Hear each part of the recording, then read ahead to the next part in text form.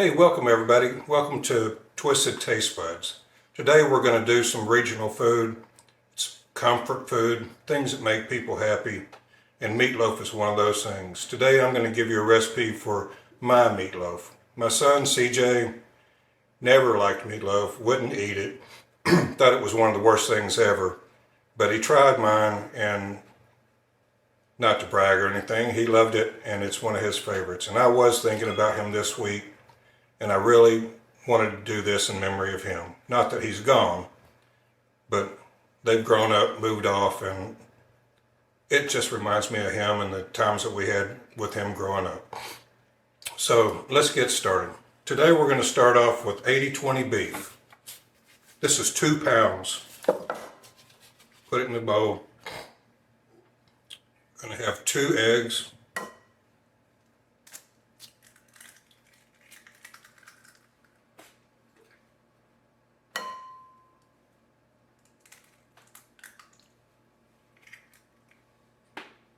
One cup of oatmeal. That's probably really going to mess with people's minds because most people use breadcrumbs or soaked bread and milk and things like this. But I worked in a hospital in Kentucky, and we'd do big 40-pound batches of meatloaf. And what we used as a binder, as a filler, was oatmeal. To me, I thought that was the strangest thing I'd ever heard, but you don't taste it, you don't see it. And if anything else, it adds a little bit of fiber to it so you don't have to feel so guilty about eating as much of the meatloaf. The next thing we're going to throw in is a pinch of pepper. We're going to add some salt.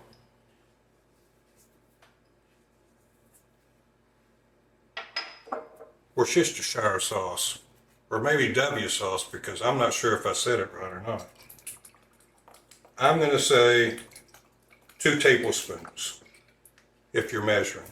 The recipe will be in the description below. This is a unique item that we use that most people don't understand, is soy sauce, because it has that umami. It gives it that rich, beefy background taste. It adds a really complex air to the food. That's about 1 tablespoon. Ketchup.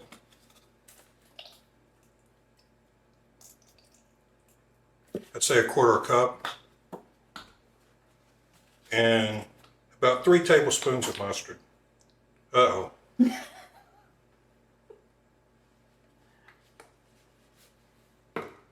The last thing we're going to add to this is some bell pepper, onion, and garlic.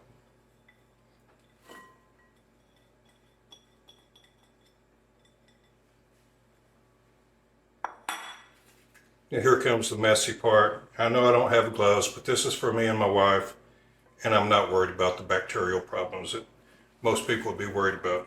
And if you were asking, that's a medium dice on the onion and the bell pepper because I really like the texture that it gives once it's cooked, and it seems to add a little bit more flavor. Just mix this stuff together. You don't want to go overboard because the more that you mix the meat, the tougher the meat's going to be once it's in the pan. Just get everything combined. Make sure all the flavors marry.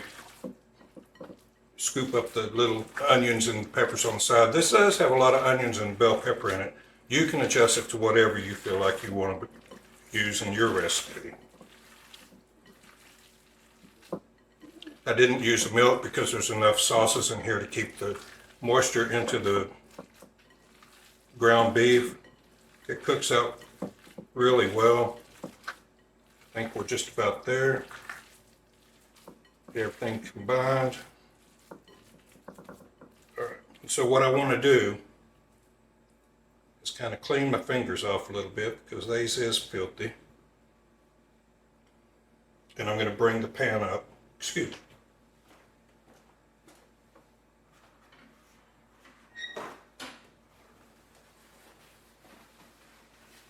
I'm going to bring the pan over that I'm going to place this meat into. We take the whole loaf, kind of form it.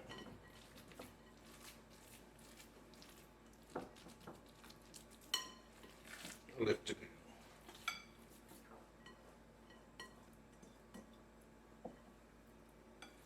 Then we're going to form a loaf in here.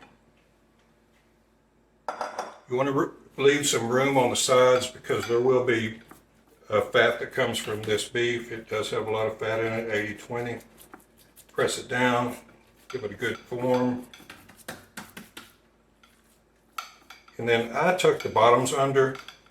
It's something I learned in the hospital, and it kind of gives the meat a little bit more room to breathe. So when you reach down, you're squishing your meat. Just reach down below it and just kind of push those under like you're tucking a bed.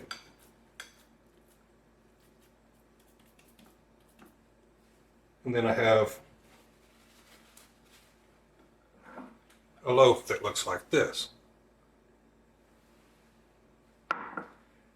Now this is where a lot of controversy will come through because people use chili sauce. Some people don't put anything.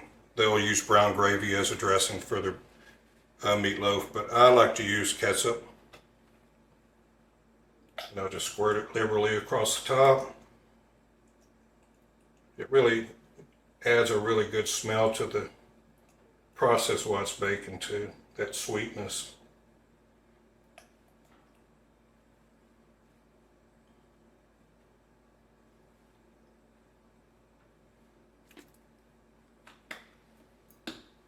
It'll be something like this. Then just a little pepper. I'm not going to put my fingers in there because I've had them in that ground beef.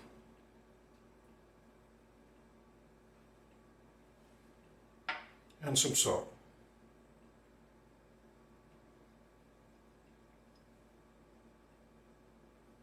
It's a big piece of meat, so it can take a lot of salt. I'm going to place this in the oven at 350. It's going to cook for about an hour and 20 minutes. But just to be safe, temper meat and make sure that it comes up to at least 160 degrees. That's the safe zone.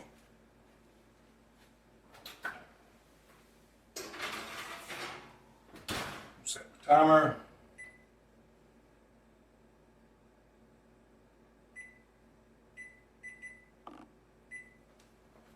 And we're done. I'll come back in a little bit when we pull it out of the oven and let you see what the final product looks like. Thank you. Yes, sir. Here we go. Taters. I take the potatoes, after I boil them, I let them sit in the sink for a little bit, strain them, and then let some of that moisture evaporate from them.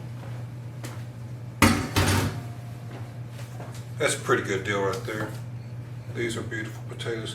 Now I do mine like my grandma did hers, and I use one of these mixers. I know the fancy people use ricers and do all, and say you can't put them in a mixer and they'll make them too tough, but this served me and my family for a lot of years, and that's the way I go. One thing I would advise you to do is get a really good high quality butter. The European butters are good. I mean, if you'll just look at the color of this, you can see how pretty that butter is. It's a golden color. It's got a lot of flavors, it's grass fed, and it just accents this stuff so much. I use sour cream, salt, pepper, and while we've been waiting, I put a little bit of cream on the back burner and I'm letting it warm up so I don't put cold liquid into my potatoes. So let's get started here.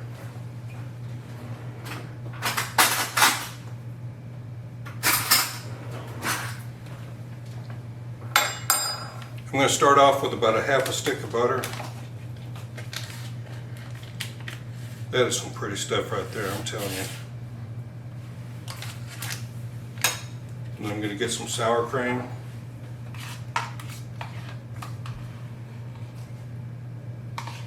I'm sure most of y'all probably don't use this, but if you try it, you're going to like it.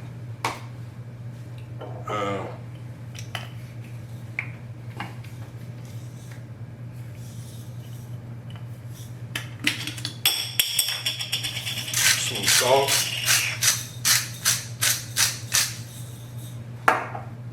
And pepper. Let's open that up and get some pepper in there. Now these are all seasoned to taste. I like a lot of butter. That's why I'm using as much as I am. May end up putting more. And he loves pepper. I do love pepper. We're gonna start from there.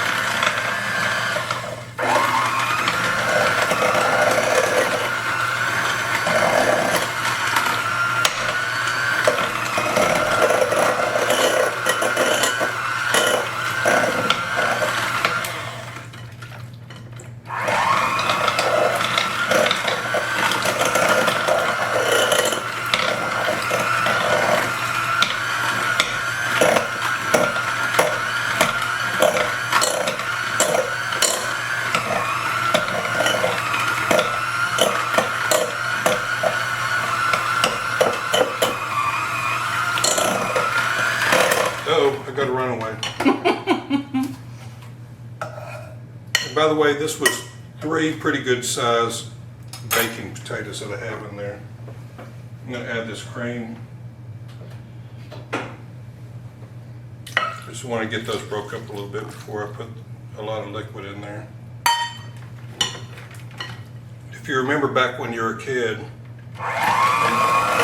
Mama or Grandma made potatoes, mashed potatoes, there was usually lumps in them.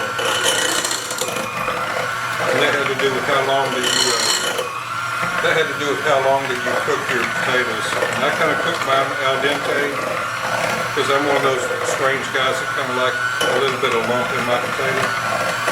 I'll cream it up. It'll be good.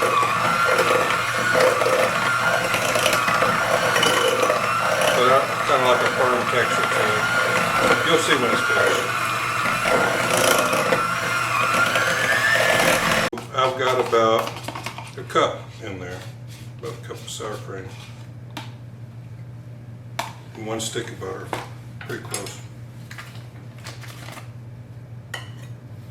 Now it's 1 stick. Let's give this another shot. I think where I'm here, I'm going to add a little more salt, and a little more pepper. Like she said, I love my pepper.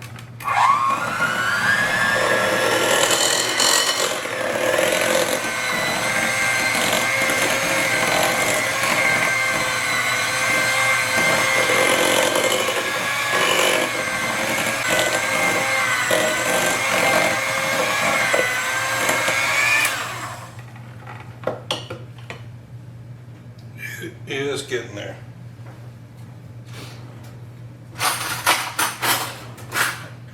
Give it a taste. See how many lumps are in here?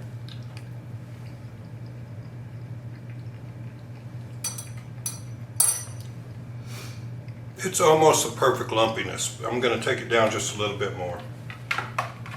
I think that's just perfect. If I was at the restaurant, I wouldn't leave the lumps in there. I mean, most people wouldn't appreciate that, but to me, we were talking about comfort foods and the way that it makes you feel. And this is one of the things that just kind of brings me back to my youth. So if you're doing this, maybe add a little bit more cream or cook your potatoes a little bit longer and make them the way that you want to. But for me, a lump is a memory, and that's what comfort food's all about. Relaxing, getting into a good place, and having the things that make you feel good. Thank you for watching. I really appreciate it, and I hope I see you on the next episode.